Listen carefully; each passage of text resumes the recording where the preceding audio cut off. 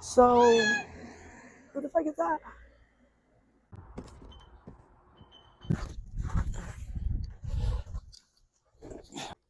Ooh, look at the foil, shiny. So I'm Kyle Lives. This is Val. my gal Val here. We're talking about some rosin. We've been working together for a couple years now. Has it been a couple years? Feels like it. It feels like it. We've been working together for quite some time. Val has a long listing of expertise as far as cannabis grow and awareness on cleaner operations. I've been very impressed with everything that she said to me, the patients or anybody coming through. What started your passion into cannabis, really? What got you into it? I got into cannabis because I knew it was my medicine and what I needed to level out and stay calm in this world without prescription drugs or doctors. Okay. Yeah. What about when did you kind of come to that conclusion in your life? At what age or what was going So I on? really started chasing cannabis in about 2016 when I quit being an EMT and quit working in healthcare after Okay. 15 years.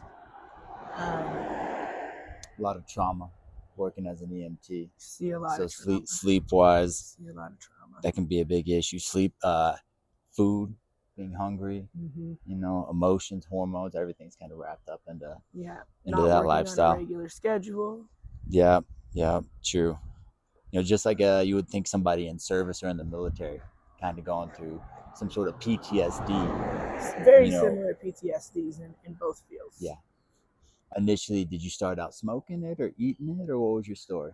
I started out smoking it in secret in high school. Oh, shit. Because I needed something. Oh, all shit. of my friends were against it because I was varsity swimming and varsity tennis and that. Michael Phelps in it. Yeah.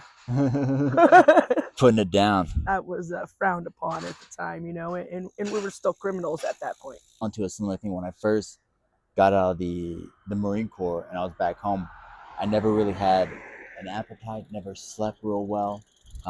Communication was very poor.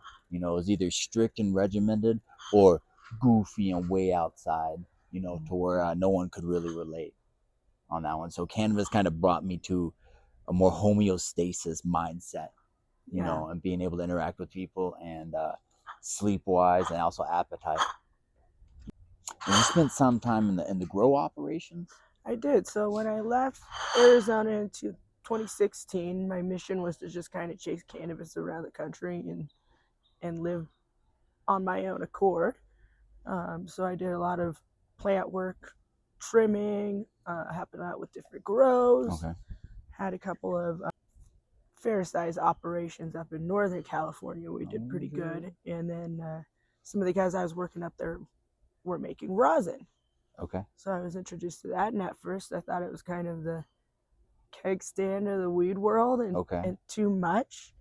But then I got to know how that they were making it and how clean it can be. So you say rosin, right? Not resin. Correct. What's the difference between rosin and resin?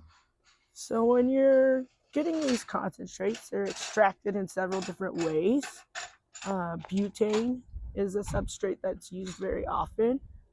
Alcohol, CO2, and then ice water, heat, and pressure. Okay. So resin is going to be more of your butane extracts. Rosin is going to be your ice water, heat, and pressure. So this is the cleanest that we're going to be able to get our concentrates. Okay. And that's in the rosin form.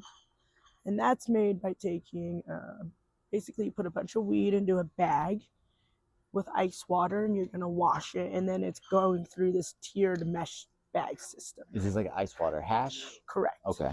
Bubble hash. Bubble hash. What everybody knows is classic bubble hash. Okay. From there, you're going to put it in a heat press and squish it. Okay. And then you're going to get your rosin. So all the plant material is extracted, all the chlorophyll is extracted, and you're just left with a pure medicine. As far as using that, what's the most, like, I mean, is dabbing it or rolling it in a joint or smoking it? So you can go about that several different ways. You can vaporize a pure concentrate of rosin. You know, you can do that in like what a lot of people like, the Puffcos or a little dab rig. Shout out to Puffcos. I love those guys. Also, the terp pens are very nice because they're rechargeable, very portable, and it takes away the crackheadiness feel of using a blowtorch. The glass and the blowtorch. Yeah, I always kind of thought as that of that route as being UC kind of way to use rosin. Now we can control the temperatures. We've got these straws that are very gentle, and you're able to use it in a much more medicinal way. Okay. Different temperatures. I know with some you get different cannabinoids or terpenes burned off. Yeah. With the lower temperatures, myself, if I want more of the terpene profile, I'm going to set it around 430 degrees. Okay. If I need a big blast and we're dealing with some stuff today, I'm going to take it up to about 550. Okay. So the lower the temperature, the more terpenes. The higher the temperature, the more THC. Correct. Is that what that kind of sounds? Yeah. Okay. Kind of like a little taste. We're going to ease into it gentle on the lower temperatures. The higher temperatures, we're going for a blast. We're having a crisis, and we need to take care of something now. It's a quick remedy. What all do we have right here as far as different reasons of rosin or resin or hash, ice water? So these ones here are rosin. So that was going to be made doing the bubble hash process and then pressing it. So this is going to be our cleanest of what we have sitting here. These are all extracted using butane.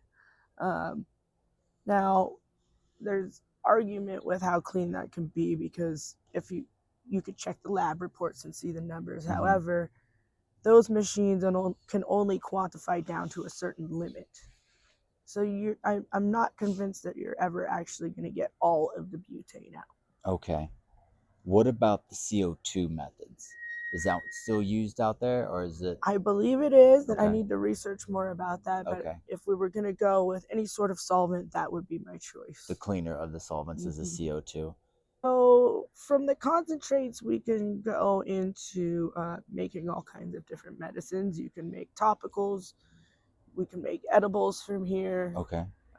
And then using this versus using flower cannabis, you're going to have less of a weedy taste in your edibles. Okay. So that's one benefit if you have somebody who really needs to get this medicine but can't stand the taste. Okay.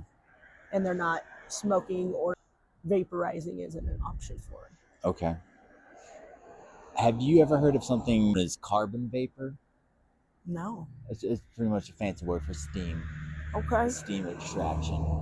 Okay. I didn't know if you would ever mess with. That's one that I liked a lot. You know, about it. Like the volcano? No, because it's the water molecules. But I remember a carbon vapor. Like I liked the taste, aroma, and effects of it, but I didn't fully understand the process of making it. I saw a deep froze isopropylene wash. Okay. Was another nice kind of extraction that I felt I reacted well to. I feel like with a nice pure alcohol, you can almost air all of that off. Okay. When I'm making Rick Simpson oil, I'll use just Everclear. Okay.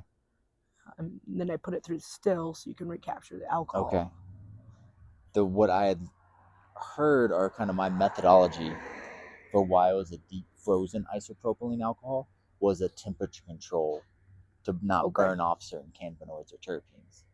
Okay. On there, so it's always just like your ice water bubble hash, temperature control. You know, the isopropylene on that deep freeze kind of fully preserved it. I could see that making sense. And then you were smoking this or vaping it? Eating it. Oh, eating it. Okay. Eating it from there. I think I would feel pretty comfortable with that extraction. Okay. Actually, it seems like it could be pretty clean. I have a hard time understanding why we can't just make rosins all the time when it's just ice water, heat, and pressure. Whereas over here we have butane and some other costs. Mm-hmm. A quicker process that maybe requires less flour? Quite possibly. I've only done the butane backwoods style. Oh, shit. We shoot it through the pipe. Okay. And we put it on the hood of the hot car all day. God dang. Until it turns into shatter. That's pretty... That's hillbilly, all right. Yeah. That's that moonshine style. It's strong. I want to feel it. As far as making a topical, how would you go about that? Or have you ever made a topical? Yeah. I would infuse it with a coconut oil. Coconut oil would be my first choice. Okay. Have you ever tried like a sesame oil or an olive oil? I have not, but it would probably work just the same and be just as easy. Okay. What I had found as far as topical wise, because I've had a lot of burns and done a lot of repair work for myself, that coconut oil was really nice. It was more of a saturated fat, so I didn't absorb it as I didn't feel I absorbed it fully as I could with a trans fat. Is that the sesame oil? That would be with the Antimicrobial. Coconut oil and the antimicrobial. I do like that as far as a topical or any sort of private areas. Sure.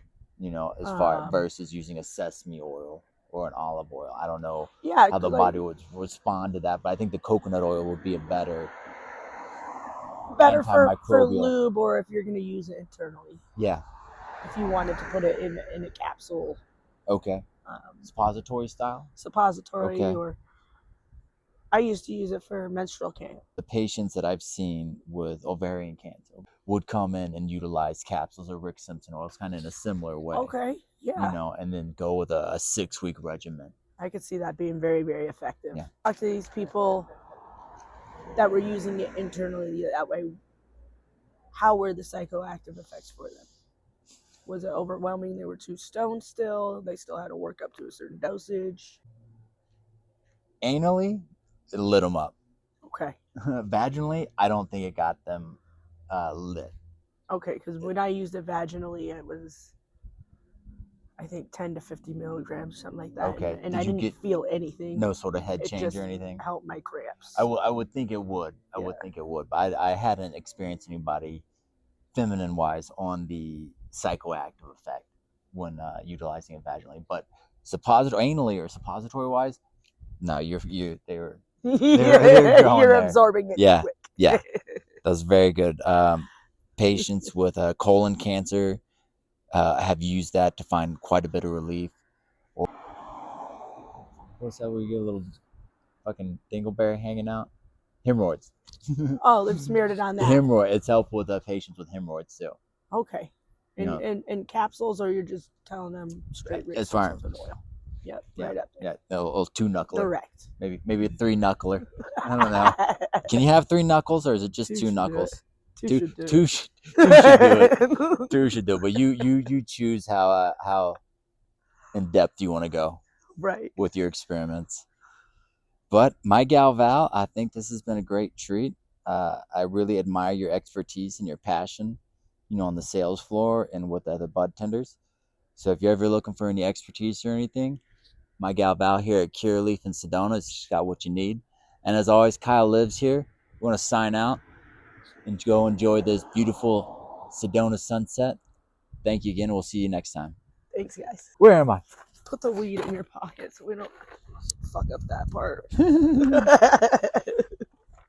Even free expensive weed on the sidewalk out here. All right. That's my next venture, because everybody's asking me for lube.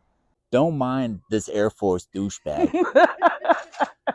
You've seen him, the brewmaster. This is Kyle versus the brewmaster. Again, there's nothing over there. He's just wheeling back and forth because he knows we're doing this. So, you suck.